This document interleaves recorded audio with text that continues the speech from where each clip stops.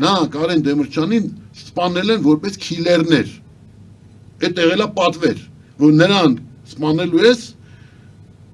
քեզ այդ հնարավորությունը կանաչ լույսը տալու ենք, հետագայում էլ պաշտպանելու ենք,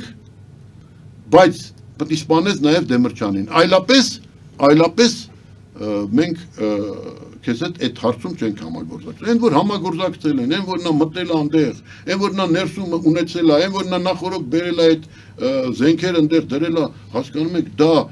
գիտի այսօրվա օրոք յուրաքանչյուր երկրորդը, եթե նայես մեր ազգաբնակչության մեջ, բայց մի հարց առաջանում, մի հարց, լավ, արտաքին ուժերը չեն կազմակերպել, բայց իմացել են, այո, իմացել են։ Իհարկե այդպես հնարավոր չի, որպեսզի նույն ՖՍԲ-ն, որը ժամանակին չէ 16 թվականին